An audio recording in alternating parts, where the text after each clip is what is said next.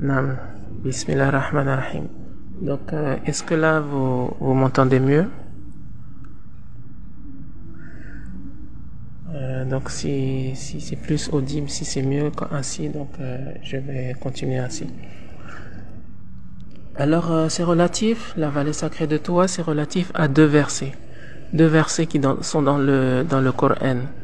L'un dans la sourate An-Nazi'at, c'est-à-dire lorsque son Seigneur l'appela, c'est-à-dire lorsqu'il appela Moussa dans la vallée sacrée de Toua. Et le deuxième verset qu'on verra par la suite, c'est dans la sourate Taha. C'est-à-dire lorsque Allah il dit à Moussa, enlève tes chaussures car tu te trouves dans la vallée sacrée de Toua. Alors dans ces versets-là, subhanallah, il y a plusieurs signes et il y a aussi des miracles qu'on va expliquer, c'est-à-dire des miracles qui prouvent la véracité et également que justement Muhammad alayhi salatu wassalam, le messager d'Allah, il est bien le messager d'Allah envoyé à toute l'humanité, subhanallah, juste dans un seul verset. Et le verset va nous donner beaucoup d'informations. Oui, ce sera rediffusé. Le verset va nous donner beaucoup d'informations, non seulement sur la vallée sacrée de Toua, et également sur sa localisation, où est-ce qu'il se trouve. Alors il faut savoir une chose, c'est que beaucoup de gens, bien sûr, ils ont dit la vallée sacrée de Toua, ça se trouve là, ça se trouve à tel endroit. Bon, il y a eu beaucoup de personnes qui ont proposé différents endroits. On en parlera par la suite, Inch'Allah. Et mais le verset, il va être très clair, comme le Coran il dit. C'est un Coran et c'est des versets qui sont très clairs. Donc on va expliquer tout ça et il va nous le placer dans une place très précise. On va voir ça en étudiant justement en étudiant le livre, on va savoir justement sa place très précise et que beaucoup de savants se sont égarés dans la localisation justement de cette vallée. Mais avant de parler de tout ça, alors j'aimerais revenir à pourquoi j'ai écrit ce livre. Donc, comme on disait tout à l'heure, la vallée sacrée de Toua, c'est relatif à Moussa. Donc, c'est-à-dire le lieu où Allah il a révélé la Torah à Moussa. Cependant, alayhi salam. Cependant, vous allez me dire, la Torah a été révélée sur le mont Sinaï. La Torah a été révélée dans tel endroit. Et moi, je vais tout simplement refuter cela. Je vais dire non, c'est pas du tout cela. La vallée sacrée de Toua, c'est non pas là où les Yahoud et leurs frères, etc., et même certains musulmans, ils ont voulu le placer, mais justement, c'est relatif justement à l'identité du musulman noir, c'est-à-dire c'est relatif à une localisation qui se trouve sur les terres des peuples noirs. Et je vais vous apporter immensément des pluies de dalil qui vont le prouver. Et pourquoi j'ai écrit ce livre? Justement parce que mes thèses, et ce sont pas les miens d'ailleurs, faut bien préciser, c'est-à-dire que ce sont des thèses, des recherches et des tafsirs, des explications et des exposés qui ont été faits depuis la nuit des temps, non pas depuis l'aube de l'islam, mais depuis bien avant cela. C'est-à-dire que depuis l'époque des hiéroglyphes, des anciens égyptiens, c'est comment dire, cette vallée sacrée, elle a été définie. Et par la suite, au temps de l'islam, il y a eu beaucoup de gens qui ont justement apporté cela. Et toutes ces recherches, je les ai mis dans ce livre-là. Et malheureusement, de nos jours, c'est très difficile à avoir accès à beaucoup de comment dire de toutes ces recherches. Alors il faut savoir une chose. Bon, pour ma part, j'ai vécu on va dire une dizaine d'années au Soudan. En tout, j'ai vécu en Nubie pendant près de 4 ans et à Khartoum pendant plus de 6 ans. Donc, et bon, j'ai également vécu à Misr, c'est-à-dire à Misr, au Caire, vers le Caire. Mais bon, j'ai vécu beaucoup sur les terres entre la Nubie et Khartoum. Et c'est et toute l'histoire de Moussa va se passer dans ces régions-là. Toute l'histoire de Moussa va se dérouler dans ces régions-là. Et il faut savoir quoi, que les anciens, c'est-à-dire tous les les contes des anciens, ainsi que les ulama et les savants de ces régions-là, c'est-à-dire de Nubie et de Soudan, ce sont eux qui vont justement avoir cette version-là cette version-là des tafsirs du Coran. Et au Soudan, les gens n'embrassent pas ou bien ne compatissent pas avec les versions que aujourd'hui nous avons muntashira, les versions qui aujourd'hui nous avons qui pullulent et au sein des gens qu'on peut trouver dans les tafsirs, Ibn Kathir et autres. Au Soudan, ce qui est enseigné dans les universités comme Jamia Omdurman ou bien Jamia Ifriqiya Al-Alamiya, l'université de Omdurman, de Khartoum ou autres, ce sont beaucoup les versions que je vais donner. Et vous allez me dire que, subhanallah, pourquoi on trouve pas ces versions-là des tafsirs? Donc, tout ça, on va l'expliquer. Tout ça, justement, ça va être le sujet du livre. Pourquoi il y a eu un grand délaissement de ces versions, cette version-là, et les gens ils ont pris une autre version. Et donc moi, comme je vous disais, j'ai vécu une dizaine d'années et donc je me suis inspiré beaucoup de là où j'ai vécu, et j'ai beaucoup écouté les gens parler, j'ai beaucoup étudié auprès des savants et auprès des littéraires et autres du Soudan ou bien de Nubie à Aswan et autres. Et donc toutes ces versions-là, subhanallah, ils sont très, c'est même plus rare, c'est inexistant. Par exemple, en France, ils sont vraiment inexistants. Sur aucune librairie, vous allez trouver ces versions-là dans aucune des librairies. Et malheureusement, et même dans certains pays arabes, certains pays comme Misr, c'est-à-dire Égypte ou Saoudia ou bien Yémen, ces versions-là, ils sont inexistants. Vraiment, c'est que en se rendant justement en tel et tel lieu, c'est-à-dire le Soudan ou bien le Janoub Misr, le sud de l'Égypte, que on pourrait avoir de telles versions. Et il faut savoir que ces de telles versions, ils étaient aussi publiés et connus dans les universités des anciens comme Tombouctou. Et ils sont également connus à Al-Azhar. Il y a beaucoup de Soudanais à Al-Azhar. Il y a beaucoup de gens qui ont tenu des thèses et qui ont parlé de ça.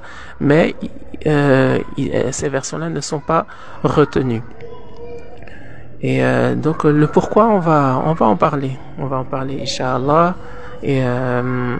Et donc pour ma part, donc voilà pour les raisons pour lesquelles j'ai écrit ce livre, pour justement propager et puis pour mettre à disposition ces versions-là en langue française. C'est-à-dire, bon, en langue française, elles sont inexistantes. En langue anglaise, je ne sais pas. Je ne sais pas s'il y a des Anglais qui ont fait un travail. Sûrement que oui, mais mon travail, il a été fait à partir de la langue arabe et à partir des gens que j'ai côtoyés et que j'ai approchés. Donc tout ça c'est basé justement sur mon expérience, sur ma relation avec les gens. Et il faut savoir que on va parler par exemple des gens comme les kémites, ceux qui se revendiquent kémites, que j'appelle les kémitos. Donc tous ces gens-là, ils vont propager des versions. Donc c'est nous les enfants, les descendants des Égyptiens, etc. Donc tout ça c'est du mensonge. Tout ça c'est du mensonge. C'est parce qu'ils ne connaissent pas leur histoire que justement ils revendiquent que c'est nous les descendants des Égyptiens. Regardez, il y a eu des pharaons, etc. Alors juste le fait qu'ils utilisent le terme pharaon, ça montre leur ignorance parce que il n'y avait pas de pharaon. Ça n'existe pas. Il n'y avait pas de pharaon. Et on va en parler. Et on va en parler avec des dalils, Inch'Allah. Ça n'existe pas des pharaons. Il n'y avait qu'un seul pharaon, un seul et unique pharaon. Mais tout ça, on va en parler, Inch'Allah, et on va poser les dalils. Donc tout ça, qu'ils parlent de pharaons, ça montre leur ignorance et ça montre leur aberration. Pourquoi? Parce que ce sont des gens qui ont pris des versions des blancs. C'est des blancs, soi-disant, ils disent non, les pharaons c'était des noirs, etc. Et c'est nous qu'on revendique, etc. C'était pas des blancs, etc. Alors que eux, tous leurs travaux, c'est basé sur la prise en considération des travaux justement des blancs, des Européens et de ceux qui ont falsifié l'histoire, etc. Donc c'est à partir de ces travaux-là qu'ils ont travaillé et puis sorti certaines choses qui les amènent justement à se dire qu'ils sont les descendants de ces anciens Égypte là.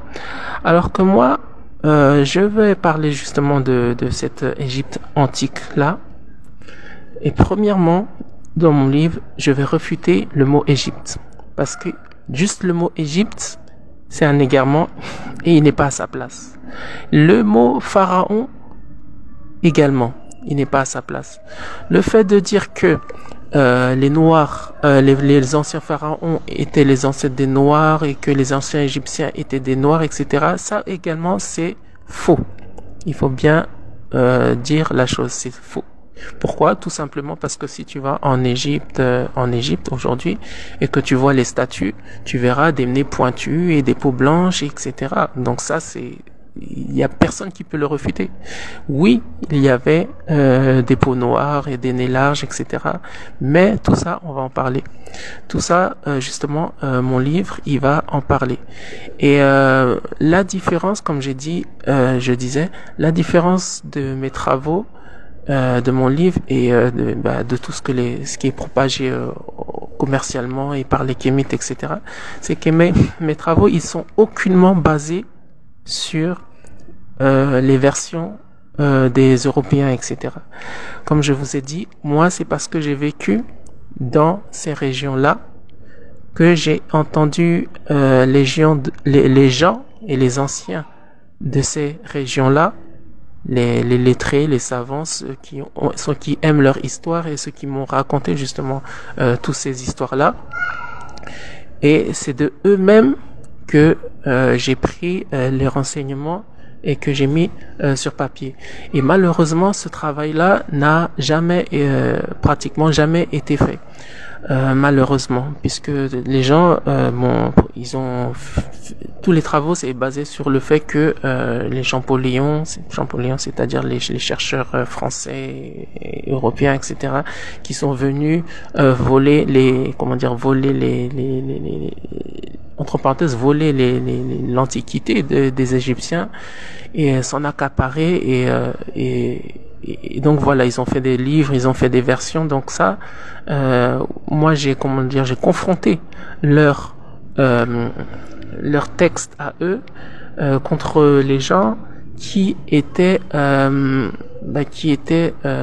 qui méritent justement cet héritage là, puisque si on va demander par exemple aux Égyptiens d'aujourd'hui, c'est-à-dire les habitants du Caire, etc., on est tous d'accord que les Égyptiens d'aujourd'hui, il y a eu beaucoup de mouvements, c'est-à-dire il y a eu des Arabes qui sont arrivés, il y a eu des Ottomans, c'est-à-dire des Turcs, des Ottomans qui sont arrivés, il y a eu beaucoup des Perses qui sont arrivés, il y a eu des Syriens qui sont arrivés.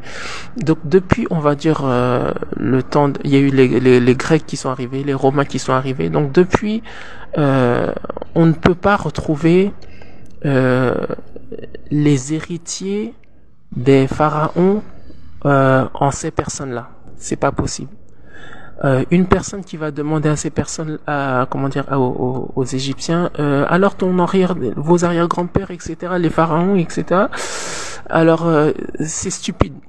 C'est stupide de demander à ces gens-là, puisque ces gens-là, ils ne viennent pas, pour la plupart, pour beaucoup, et comme tout le monde le sait, c'est l'Égypte, on appelle ça au fait le delta.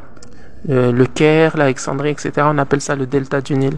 Donc l'Égypte du Nord, c'est pas à eux, à leur population là qu'il faut demander. Si tu veux demander, c'est justement plus au sud. Pourquoi? Parce que le sud, les gens ont rarement pénétré. Le sud de l'Égypte, les gens ont rarement pénétré, que ce soit Luxor, Aswan, etc.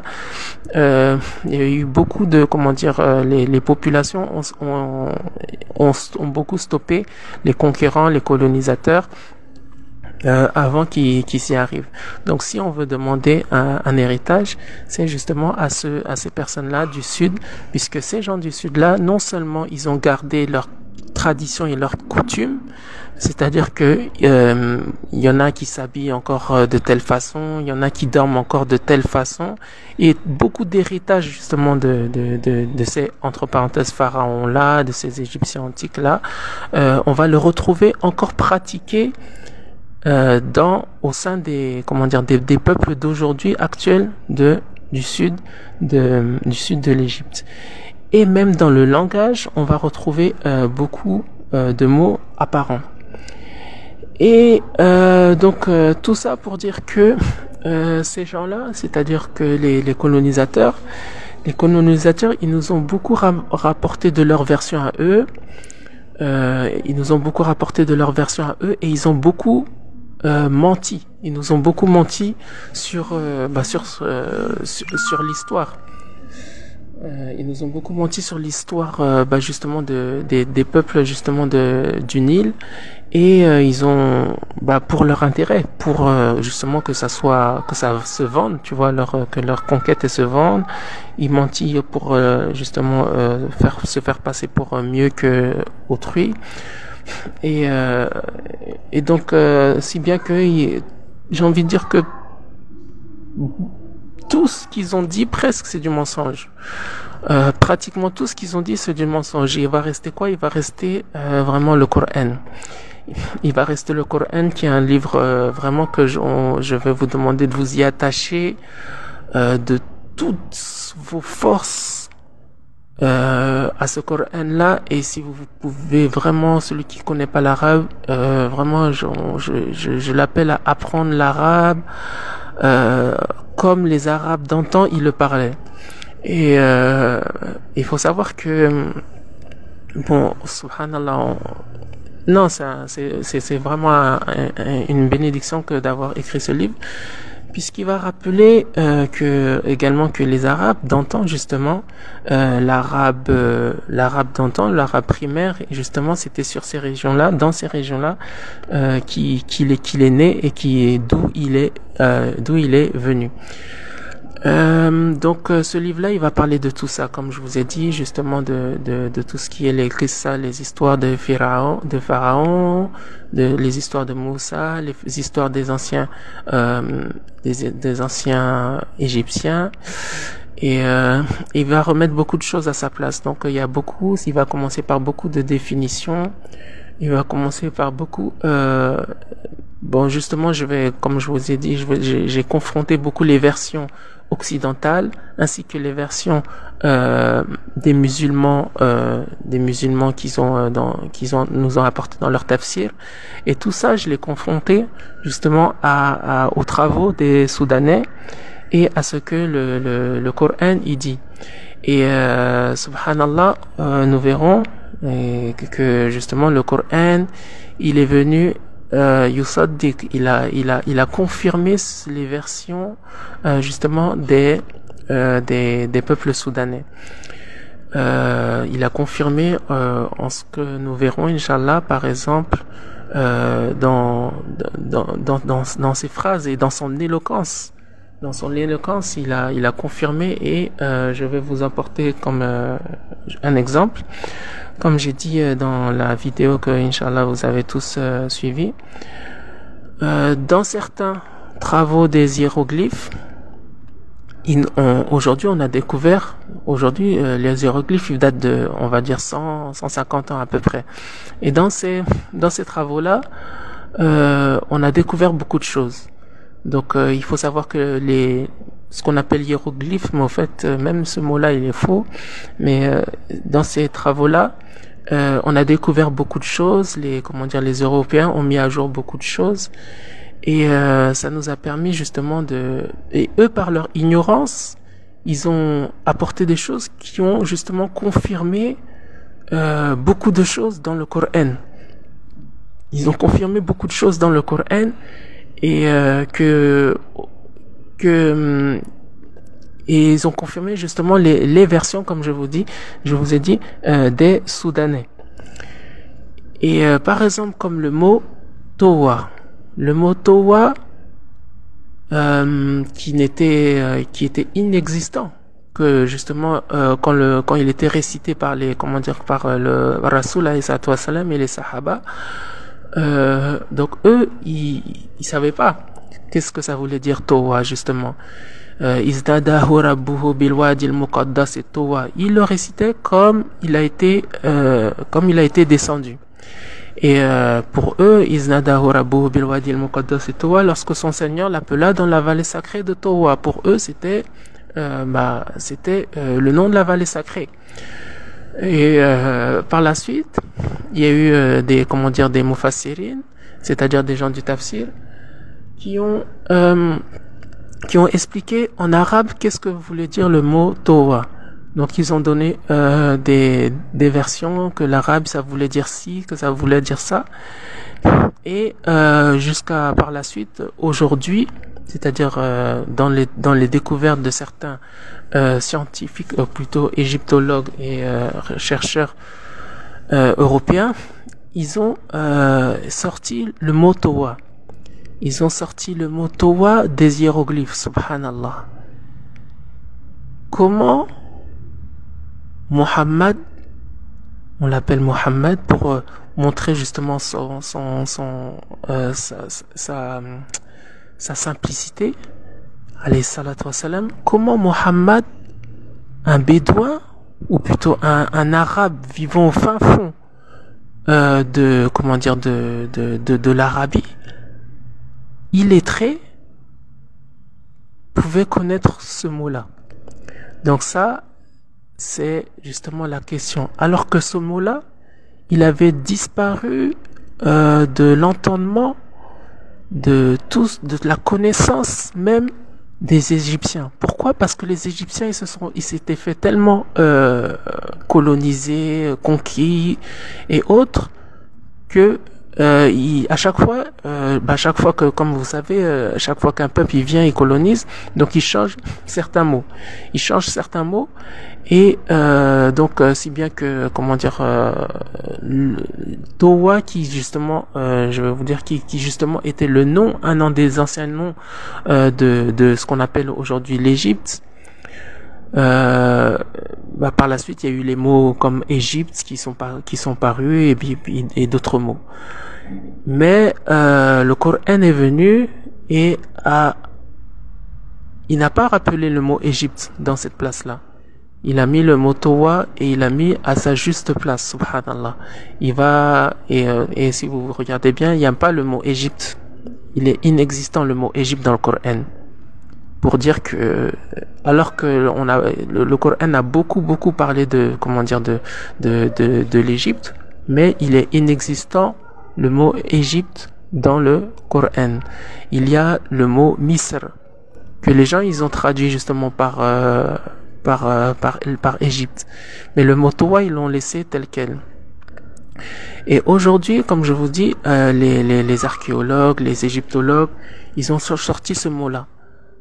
En ce qui est Tawa, ou Ta'wai, ou encore Ta'wi, ou encore Towa. Donc ils ont sorti ce mot-là, qu'ils ont de 3 lettres, le Ta, le Waw et le Ya, tout comme le Coran l'a révélé, subhanallah. Le Coran a révélé le mot Towa, qui se dit dans certaines versions de Coran Ta'wai ou bien Ta'wi. Donc ils ont sorti ce mot-là qui a justement confirmé confirmer le Coran, confirmer que Mohammed, qui était un bédouin et qui c'était impossible pour lui de connaître ce mot-là, puisque même les habitants de ces régions-là ne le connaissaient pas, à moins que il y a eu un ancien, comme je vous dis, à moins qu'il y a eu un ancien nubien qui soit venu voir Mohammed et puis qui lui a dit: oh Mohammed, voici, je vais t'enseigner. Donc cette région-là s'appelait, et donc, mais en dehors de ça, ce n'était pas possible pour lui, à moins qu'il avait il savait lire, pas lire, mais au moins lire les hiéroglyphes, etc. Donc juste ça, le fait que ce mot soit sorti, c'est un grand miracle. Il faut bien prendre en considération cette chose. Et les égyptologues, dans leur ignorance, ils ont sorti ce mot-là qui était justement en référence. Il est sorti dans plusieurs écrits des hiéroglyphes, qui était en référence à quelle région? À une grande région qui commençait du delta du Nil jusqu'à dans les hauteurs du Nil, c'est-à-dire les hauteurs du Nil, c'est-à-dire vers le Soudan, etc. au Soudan. Quant au verset El-Wad il-Muqaddas Towa, c'est quoi? C'est El-Wad, c'est-à-dire une vallée. El-Muqaddas, c'est certaines, ça va dépendre des, comment dire, des traductions. Certaines des traductions vont traduire la vallée sanctifiée, la vallée sainte, la vallée bénie, la vallée, donc plusieurs traductions différentes. Mais quant au mot Muqaddas, il a été mis dans sa forme la plus éloquente, subhanallah. Mais avant de parler de Muqaddas, on va parler de El-Wad, dans la vallée. Alors, c'est une vallée qu'on sait déjà que c'est une vallée bénie, que Allah il a révélé, etc. Et pour parler d'une vallée sainte, une vallée bénie, aujourd'hui on demande à n'importe quel savant, à n'importe quelle personne, même aujourd'hui, que ce soit un musulman ou un non-musulman, quel est le fleuve le plus saint, le plus béni de la planète Terre? Ils sont tous unanimes à te dire que c'est le Nil. Deuxièmement, le Nil coule dans une vallée, qui est la vallée du Nil. Qui pourrait me dire que il y a une vallée qui peut être plus sainte que la vallée du Nil, ou qui mérite plus de bénédiction que la vallée du Nil? Donc ça n'existe pas. Ça, c'est inexistant dans la conscience même des gens, Tout comme dans les tafsirs ou bien dans le Coran, combien de fois Allah, subhanallah, on va en parler, Inch'Allah. Allah, il a parlé du Nil plusieurs fois avec plusieurs mots, et on va en parler, Inch'Allah, et c'est très important donc, mais parce que il faut savoir que le Nil, au fait, bon, le Nil, c'est un mot, c'est un mot nouveau, c'est comme tout, comme le nom de l'Égypte, le nom du Mali, par exemple, le Mali, il s'appelait pas Mali hier, le Sénégal, il s'appelait pas Sénégal, la France, elle s'appelait pas la France. Donc tous ces mots-là qu'on connaît aujourd'hui, c'est des mots qui ont, c'est des mots nouveaux. Comme le Nil, c'est un mot nouveau, et il y a eu le Nil a eu beaucoup de noms, et ces noms-là, ils sont dans le Coran, subhanallah. Ils sont rappelés dans le Coran, et on va en parler, Inch'Allah, pour ceux qui ont lu le livre, alhamdulillah, ils savent de quoi je parle, mais pour ceux qui n'ont pas encore lu, patience, Inch'Allah. Et donc je disais, Al-Wad, c'est-à-dire la vallée, il n'y a personne, musulman, non musulman, qui pourrait, qui pourrait refuter la bénédiction et la valeur sacrée du Nil. Deuxièmement, dans le mot El-Muqaddas.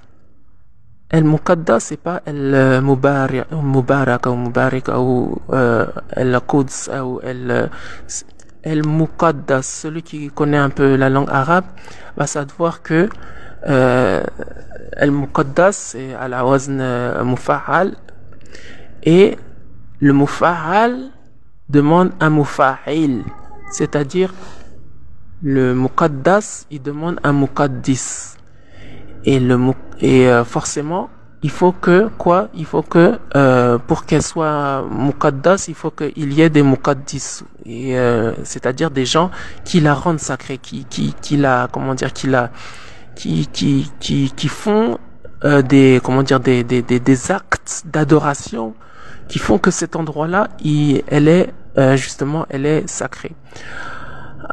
Alors, faut savoir qu'il y a beaucoup de savants musulmans qui ont donné justement, comme je disais, qui ont dit que justement c'était cette vallée-là, elle se trouvait au Sinaï. Comme vous savez très bien, ce qui est répandu, c'est que la Torah a été révélée sur le mont Sinaï qui se trouve au Sinaï. Il n'y a aucun texte.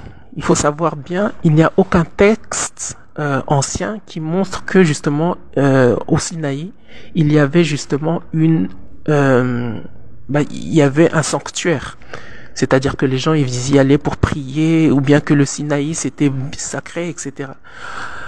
Si aujourd'hui des personnes vont dire oui, mais voilà, quand Allah il a révélé, donc elle est devenue sacrée, etc.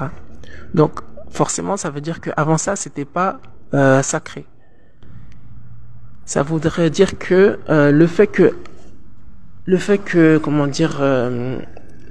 Allah il est révélé à Moussa, donc ça y est, la vallée elle est devenue sacrée. Mais le nom Muqaddas, ça contredit cela. Parce que il faut forcément, c'est Allah il a dit Irla'na alayka, enlève tes sandales. Innaka bil wadil muqaddas, toi. C'est-à-dire aujourd'hui là, Moussa, qu'est-ce que tu vas faire? Tu vas enlever tes sandales. Allah il dit comme ça. Pourquoi? Parce que tu te trouves dans une vallée sacrée. Aujourd'hui, si je vous dis par exemple, s'il y a une personne qui rentre dans une masjid, qu'est-ce que vous allez lui dire si elle enlève pas ses chaussures? Enlève tes chaussures. Enlève tes chaussures parce que tu te trouves dans un endroit, machallah, de bénédiction. Donc tu te trouves dans un endroit de prosternation. D'accord?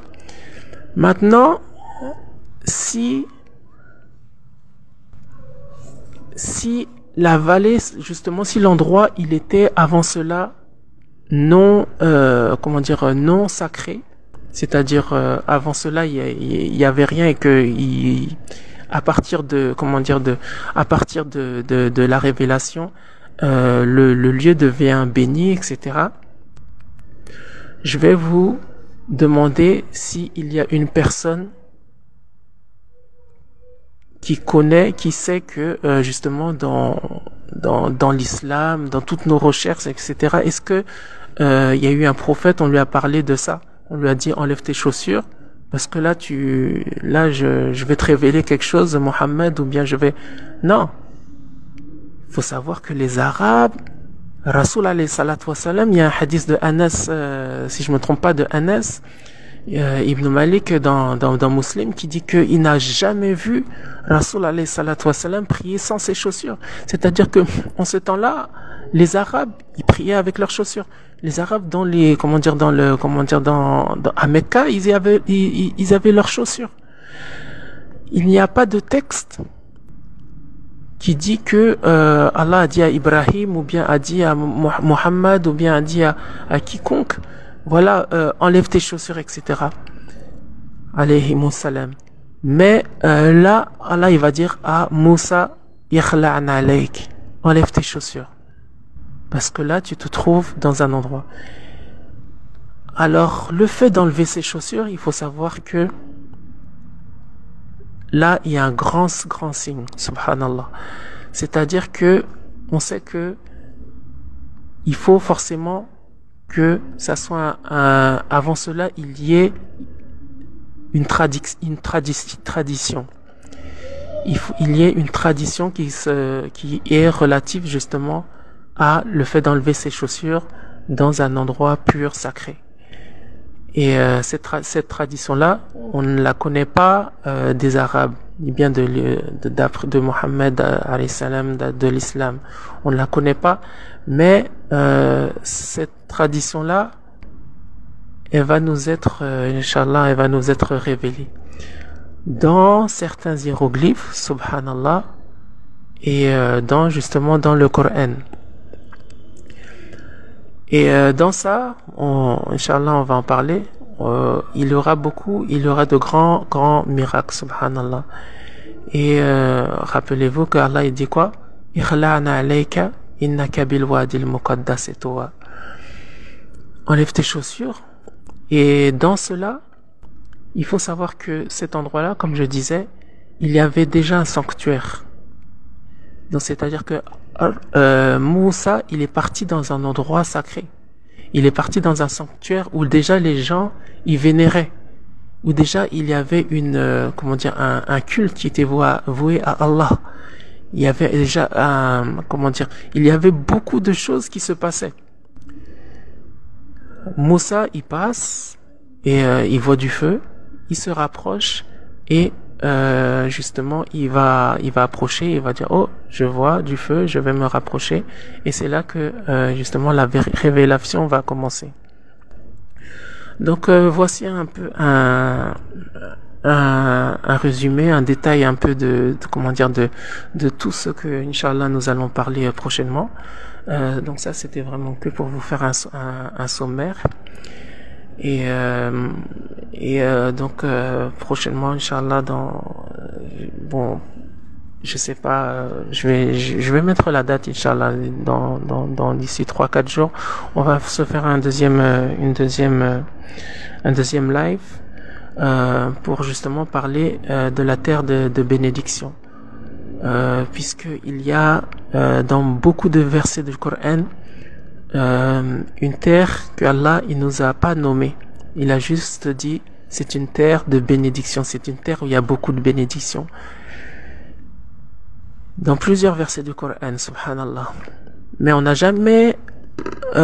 s'est jamais arrêté sur ces versets-là, pensant justement que bon voilà les terres de bénédiction là, vas-y c'est Mecca, c'est Jérusalem, Al-Quds, c'est un tel, alors que pas du tout. Et justement on va en parler prochainement. Mais Inch'Allah, avant de terminer, en tant que musulman, j'aimerais justement, on va faire un petit point pour reparler un peu de la situation actuelle qui nous brûle tous actuellement. la situation de ce qui se passe en Palestine. Donc tout ça, au fait, en lisant le livre, vous allez comprendre beaucoup de choses. En lisant le livre La Vallée Sacrée de Towa, vous allez comprendre beaucoup de choses, puisqu'il y a vraiment toute une mascarade qui nous est, au fait, tout ça qui sont dans nos têtes et qui nous ont brouillé l'esprit, qui nous ont qui nous ont égarés, on est parti comme les Yahoud ou Nasara, fidala les Mubin, subhanallah. Ils nous ont emmenés avec eux comme le hadith que Rasul alayhi salatu wa salam, il a dit que vous allez suivre les Yahoud et Nasara, même s'il se met à se tomber dans le trou de un tel, et ben vous le ferez également. Et c'est ce qui nous arrive, c'est-à-dire qu'ils nous ont emmenés avec eux dans un égarement et nous on les a suivis, subhanallah. Et c'est pas moi qui le dis, c'est Rasul alayhi salatu wa salam. C'est-à-dire que eux ils vont nous emmener dans un endroit et nous on va les suivre.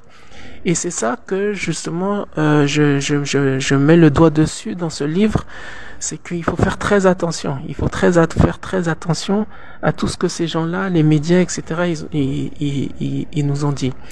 En ce que il y a beaucoup de blasphèmes qui nous ont été apportés beaucoup sur l'histoire de Moussa et Pharaon. Comme on va le voir, Inch'Allah, Pharaon n'était pas égyptien. Pharaon que vous entendez, Moussa il est allé vers Pharaon, etc. Pharaon n'était pas du tout égyptien, subhanallah. Et il y a aucun mufassirin qui l'a dit. Parmi les musulmans à l'ancienne, il y a personne qui l'a dit. Tout comme aujourd'hui, ils nous ont dit Pharaon, c'est les gens ils ont commencé par se prendre pour des érudits, à dire que voilà c'est Ramsès II, etc. Pas du tout. Subhanallah. Ils sont partis dans des égarements. Les gens, ils sont partis dans des égarements. Pharaon, regardez, on a trouvé une momie avec du sel parce il est tombé dans la mer, etc. Tout ça, c'est faux, subhanallah. Tout ça, c'est que du mensonge. Et ça n'a pas été rapporté par les musulmans, les musulmans des premiers siècles, subhanallah. Et ces avis-là, ils ont pilulé dans la communauté à partir du moment où ça fait que quoi, ça fait que 1 ou 2 siècles que ça a commencé. Les gens ils ont commencé à faire des tafsirs dessus. Voilà, Pharaon c'était Ramsès II, Pharaon il est tombé dans la mer, regardez sa statue elle est là, elle est dans le musée un tel, etc. Tout ça c'est faux, subhanallah, tout ça c'est faux. Et le Coran va justement confirmer ce que je dis. Pourquoi? Parce que justement on lit pas le Coran. On prend des traductions et on va se prendre pour des savants, etc. On va dire oui, un tel il a dit ça. Donc ils nous ont égarés dans un égarement, subhanallah. Et je vais vous apporter toutes ces preuves, Inch'Allah, qui se trouvent pour les heureux qui ont pu vous lire notre livre, qui se retrouve dans notre livre La Vallée Sacrée de Towa, et qui justement il vous rappelle. Ce livre-là rappelle que justement il faut suivre le Coran et s'y attacher très très fort et faire très attention à tout ce qui pilule, que ce soit par certains musulmans qui nous apportent des versions et des certains tafsirs, etc. qui sont faux, ou qui sont de leurs efforts, etc., mais qui se basent justement sur rien du tout. Et également de tous ces Yahoud wa Nasara qu'il faut justement s'en écarter, et comme l'a dit Rasul alayhi salatu wa salam, d'après les hadiths que je vous ai rapportés. Donc il faut faire très attention à tout cela. Comme je vous disais tout à l'heure, dans la situation qu'on voit